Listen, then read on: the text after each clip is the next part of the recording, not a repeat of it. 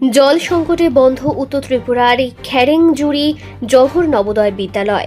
প্রায় 530 জন আবাসিক পড়ুয়ার পড়াশোনা এবং স্বাভাবিক জীবনযাত্রা কার্যত অনিশ্চয়তার মুখে।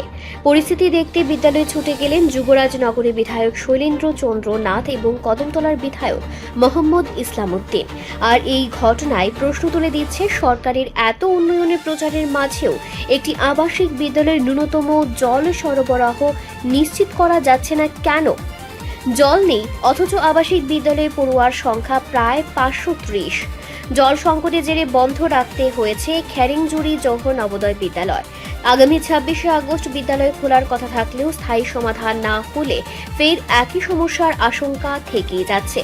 বিদ্যালয়ে গিয়ে অধ্যক্ষ এবং শিক্ষকদের সঙ্গে কথা বলে পরিস্থিতির খোঁজ নেন দুই বিধায়ক। জল সরবরাহের পাশাপাশি বিদ্যুতের ভোল্টেজ সমস্যাও উঠে আসে আলোচনায়। শুধু তাই নয়, বিদ্যালয়ের ওপর দিয়ে যাওয়া হাই ভোল্টেজ ওভারহেড বিদ্যুৎ লাইনও পড়ুয়াদের নিরাপত্তা নিয়ে বড় প্রশ্ন তৈরি করেছে। বিষয়টি সরেজমিনে দেখে দ্রুত ব্যবস্থা নেওয়ার জন্য টিএসসিসিএল এর সিএমডিকে অনুরোধ জানানো হয়েছে। এখন প্রশ্ন একটাই, শিশুদের শিক্ষা, স্বাস্থ্য এবং নিরাপত্তার মতো মৌলিক বিষয়েও যদি এভাবে প্রশাসনিক উদাসীনতা থাকে, তাহলে সরকারের উন্নয়নের দাবি কতটা বাস্তব? অবিলম্বে স্থায়ী এবং কার্যকর সমাধানের দাবি উঠছে সর্বত্র। এখন আমরা রয়েছি জওহর নবোদয় বিদ্যালয়। এটা হচ্ছে আমাদের নর্থ ত্রিপুরার কদমতলা এবং বাগবাসা বিধানসভার অলমোস্ট সেন্টারে। এটা প্রমিনেন্ট স্কুল। এখানে 530 জন বাচ্চা রয়েছে, যেখানে স্কুলের ইন হাউসে থাকে, ভেতরে থেকে এখানে পড়াশোনা করে, বোর্ডিংয়ে থাকে, এবং 60 কোয়ার্টার রয়েছে যেখানে আমাদের স্কুলের শিক্ষকরা থাকে। আপনারা সবাই কিছুদিন থেকে নিউজ মাধ্যমে শুনেছেন যে স্কুলের ওয়াটার ক্রাইসিসের জন্য স্কুলটা বন্ধ রয়েছে। গত 12 অগাস্ট থেকে স্কুলটা ওয়াটারের জন্য বন্ধ রয়েছে, এবং সেই জন্য অগাস্টের 18 তারিখে বিধানসভাতে দিশা কমিটির মিটিং ছিল। সেই মিটিংয়ে সভাপতিত্ব করেছেন আমাদের মাননীয় মুখ্যমন্ত্রী মানিক শাহ মহোদয়। ওই মিটিংয়ে ডিডব্লিউএস-এর চিফ ইঞ্জিনিয়ার, এখানে উপস্থিত ছিলেন এডুকেশন সেক্রেটারি, এখানে উপস্থিত ছিলেন ত্রিপুরা স্টেট ইলেকট্রিসিটি ডিপার্টমেন্টের সিএমডি। ওনাদেরকেও আমি রিকোয়েস্ট করেছি মিটিংয়ে যে আমাদের এরিয়াতে সবথেকে ফেমাস স্কুল হচ্ছে জওহর নবোদয়া। এই স্কুল থেকে প্রতি বছর ডাক্তার এবং ইঞ্জিনিয়ারিংতে ভালো সংখ্যক ছেলেমেয়েরা সুযোগ পায়। সেই জন্য স্কুলের শিক্ষা ব্যবস্থা যাতে আর নষ্ট না হয়, সেই জন্য এখানে যাতে যথেষ্ট পরিমাণে কেয়ার করা হয়।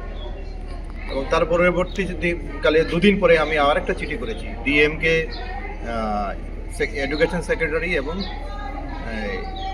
Chief managing ডাইরেক্টরকে।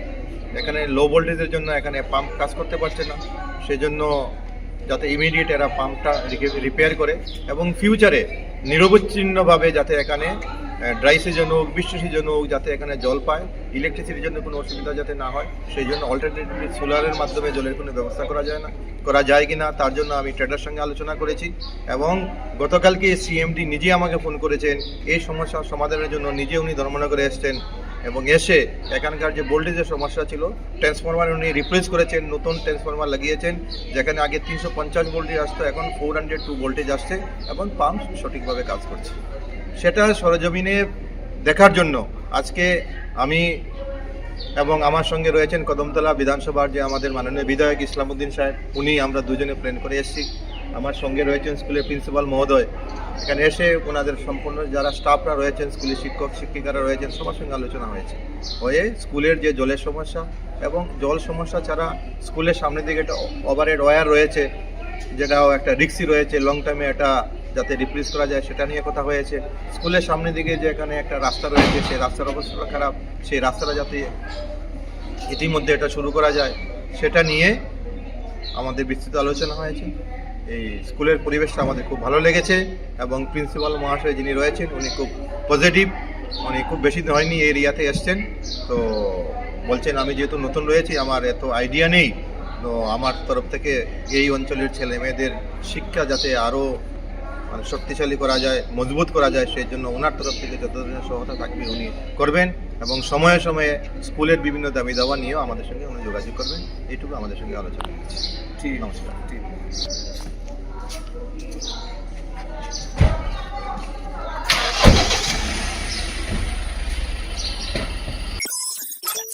ব্যুরো রিপোর্ট, সংবাদ প্রতীক্ষা।